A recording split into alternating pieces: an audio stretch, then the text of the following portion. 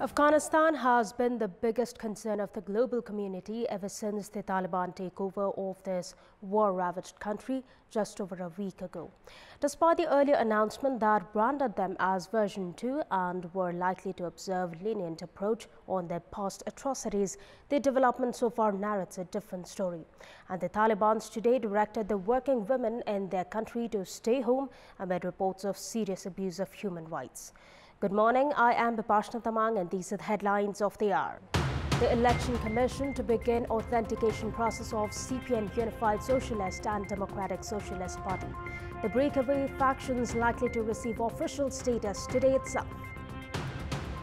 35 individuals succumbed to coronavirus in the past 24 hours. Parliamentary Committee directs the Examination Board to conduct the postponed examination of Grade 12 at the earliest.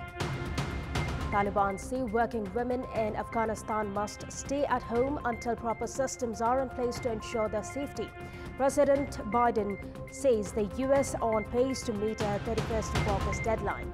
And the 16th edition of Paralympics kicks off in Tokyo amid a colorful and spectacular yet peaceful inaugural ceremony. The sports event to start from today. The Election Commission will begin authentication of proposed CPN Unified Socialist and Democratic Socialist Party from 11 a.m. today. Breakaway factions of CPN UML and Janata Samajwadi Party, both the parties are likely to receive official status today itself. Central Committee members and lawmakers of both the parties are required to reach the Commission in person for the authentication process. The Commission has said it will only verify those members who have signed in documents while applying for the party registration. CPN Unified Socialist submitted signatures of 95 Central Committee members, while Democratic Socialist Party applied including 31 Central Committee members at the Election Commission. It turns out the name of leader Jhalanath Khanal, who is currently receiving treatment in Delhi, will not be verified now. Leader Khanal had urged the Commission to verify his name through Nepalese embassy in Delhi. Leader of a newly formed CPN Unified Socialist, Ramkumari Chakri, meanwhile claimed that the signature of leader duo Som Prasad Pandey and Rajan Rai, who had quit CPN UML to join the new party, will also be verified. The proposed CPN Unified Socialist Party, formed after the split of CPN UML, has prepared their party statute and manifesto with a view to reinstate communist movement.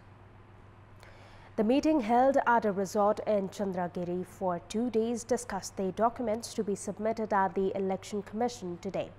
Chairman Madhav Kumar Nepal, while addressing the meeting earlier yesterday, said that his party will embrace socialism and move ahead by joining hands with revolutionary communist parties.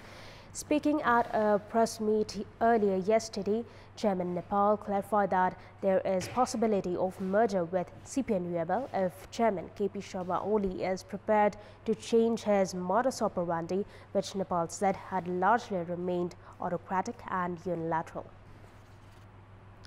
Welcome back. The country continues to reel under coronavirus as 35 individuals succumbed to the virus yesterday, taking the country's COVID death tally to 10,568. 2,020 more individuals tested positive as 9,909 samples were tested through the PCR method yesterday. Kathmandu district reported the highest 580 new cases, followed by Japa with 196. Likewise, Kaski reported 163, Morang 150, Lalitpur registered 119 cases. Meanwhile, the number of recoveries has reached 702,183 as 2,086 registered full recovery from the virus yesterday. There are currently 38,250 active cases in the country, out of which 35,145 are in home isolation, 620 are in intensive care units and 170 are on ventilator support. Meanwhile, the local administrations in the Kathmandu Valley has decided to extend the ongoing prohibitory order by 1 more week.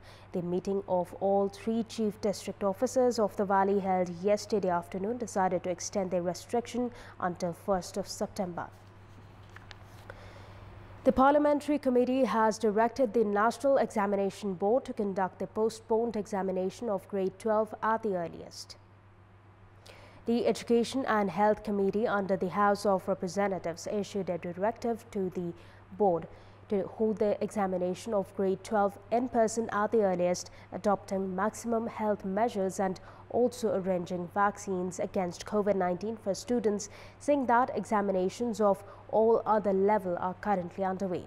The examination of grade 12, initially scheduled from 16th of this month, was later postponed at the recommendation of COVID-19 Crisis Management Center.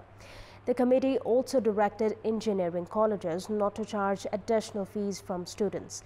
The committee asked the Education Ministry to restrict the colleges from charging students on several headings other than tuition fees, as classes in physical presence have been suspended since months back. Students of 10 engineering colleges affiliated to Tribhuvan University have been protesting after these colleges charged fees under several headings. The Gauri Fanta Transit in Kailali and Morang's Rani Transit have remained crowded despite the persisting risk of COVID-19. In this context, in our Public Voice segment, we had asked people in these transit areas what precautions have they taken to avoid the risk of spread. Let's take a look at what they had to say. Public Voice. अनि सामान उगर्ने हात तान्ने त्यो पनि हामीले प्रतिबन्ध लगाएको छौं। हिँड्दाखेरि मास्कहरू प्रयोग गर्ने, सामाजिक दूरीहरू कायम गर्नुपर्ने भयो। बोर्डर खुला छ भन्दैमा बिना काममा हिँडडुल गर्ने, घुमफिर गर्ने, पार्टीहरू गर्ने, रमाइलो गर्ने जस्ता कार्यहरू चाहिँ रोकिनु पर्छ। नाका चाहिँ अत्यावश्यक काम बाहेक आवत जावत गर्न नै रोक लाउनु पर्ने चाहिँ मेरो चाहिँ बुझाइ छ।